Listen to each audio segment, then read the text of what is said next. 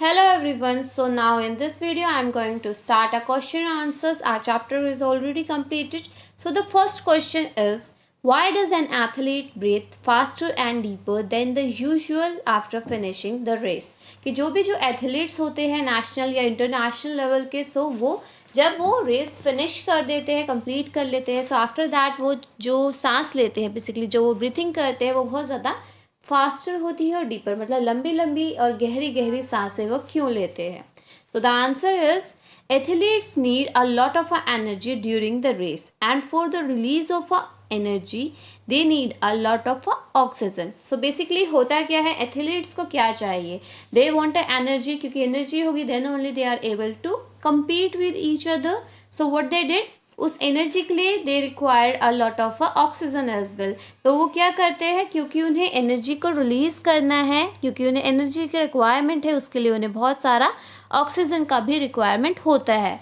So to compensate, तो उस चीज़ को कंपनशेट करने के लिए क्या करते हैं, वो बहुत ही तेज़ी से क्या करते हैं, सांस लेना स्टार्ट कर देते हैं, सो दैट उसको अप्रोप्रिएट आपके मसल्स को सांस मिल सके, ऑक्सीजन मिल सके. इन केस ऑक्सीजन नहीं मिल पाता है, सो व्हाट कैन हैपन, वहाँ पर मसल क्रैम्प्स आ सकते हैं. बिकॉज हमने क्या देखा था कि दो तरह का रेस्पिरेशन होता है, one is the aerobic one and another one is the anaerobic respiration. So anaerobic respiration में क्या होता है, जब हमें सफिशिएंट ऑक्सीजन की सप्लाई नहीं होती है, सो वो क्या करता है, वो आपका जो फूड है वो टूट जाता है लैक्टिक एसिड में. अब यहाँ पर जो ये लैक्टिक एसिड होता है, ये क्या करता है, ये प्रॉब्लम क्रिएट करता है आपका जो बेसिकली जो आपके मसल्स होते हैं उसमें ये लैक्टिक एसिड एक्यूमुलेट हो जाता है, जिसके वजह से आपके मसल्स में बहुत तेज़ी से दर्द होने लगता है and you are unable to do a work for a small period of a time. After that, the second question is, list the similarities and dissimilarities between the aerobic and anaerobic respiration. So I already told you about it कि aerobic respiration और anaerobic respiration में basic difference क्या है. सो अगर हम बात करते हैं तो जो एरोबिक रेस्पिरेशन होता है वो क्या है, basically that takes place in the presence of oxygen, कि इसके अंदर ऑक्सीजन की प्रेजेंस होना ज़रूरी है. तो एरोबिक का मतलब ही ये है कि वहाँ पर ऑक्सीजन जो है वो प्रेजेंट है. वाइल अगर हम एनारोबिक की बात करते हैं तो एनएरोबिक का मतलब होता है कि यहाँ पर ऑक्सीजन की प्रेजेंस नहीं है, और we can see absence of a oxygen. जो कि आपने देखा था कि मसल्स में कई बार क्या होता है, जब हम बहुत ही हेवी लोड का वर्क करते हैं या फिर हम बहुत ही ज़्यादा फिजिकल एक्सरसाइज कर लेते हैं तो हमारे में मसल क्रैम्प्स आ जाते हैं, मसल्स जो है वो स्टिफ हो जाती है, आपके मसल्स में खिंचाव होने लगता है, दर्द हो जाता है बहुत तेज़ी से. सो वो कब होता है, क्योंकि जब ऑक्सीजन जो है उसका सप्लाई अच्छे से नहीं हो रहा होता है तो वो अच्छे से टूटता नहीं है आपका खाना, और वहाँ पर लैक्टिक एसिड की वजह से ये प्रॉब्लम आ जाती है. Now the second thing is end products of are CO2 and H2O. तो हमने क्या देखा था कि एरोबिक रेस्पिरेशन में जब आपका जो फूड है, दैट मीन्स जो ग्लूकोज है वो टूटता है, किस चीज़ में टूटता है, वो CO2 में टूटता है और वो H2O के अंदर बेसिकली टूटता है.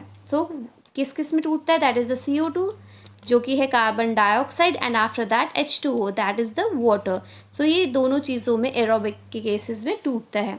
और अगर हम बात करते हैं एनारोबिक, तो एनारोबिक में क्या होता है, एंड प्रोडक्ट या तो CO2 होता है और अल्कोहल हो सकता है, या फिर हम क्या कहते हैं कि lactic acid is also be there.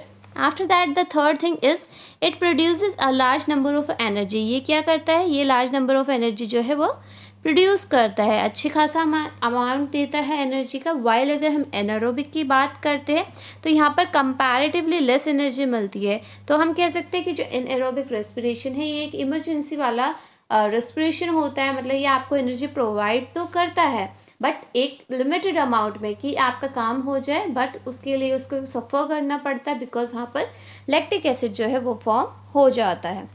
Aerobic respiration जो है ज़्यादातर जो प्लांट्स और एनिमल्स है ये एरोबिक रेस्पिरेशन को अक्कर करते हैं. वाइल अगर हम बात करते हैं जो यीस्ट है या फिर कुछ बैक्टीरियाज होते हैं, यीस्ट इज़ बेसिकली जो आप देखते हो कि जो भटूरे होते हैं, इडलीस होती है, तो उसमें जो खमीर उठता है वो क्या होता है, वो यीस्ट की हेल्प से होता है. या फिर जो अल्कोहल का फॉर्मेशन होता है that is also due to the presence of yeast. तो जो एनाएरोबिक रेस्पिरेशन होता है ये कहाँ पर होता है, ज़्यादातर यीस्ट और बैक्टीरियाज में पाया जाता है, और एरोबिक रेस्पिरेशन ज़्यादातर प्लांट्स और एनिमल्स के बीच में पाया जाता है. आफ्टर दैट और यहाँ पर सिमिलैरिटीज़ क्या है कि दोनों ही तरह का रेस्पिरेशन में क्या होता है, जो आपका फूड पार्टिकल्स होता है वो ब्रोकन डाउन होता है फाइनल कॉन्स्टिट्यूएंट में। सो अगर हमने बात की थी कि जो आपका ग्लूकोज होता है वो इन द प्रेजेंस ऑफ ऑक्सीजन जो है वो किस चीज़ में टूटता है, so that will basically broken down into a carbon dioxide, water and energy.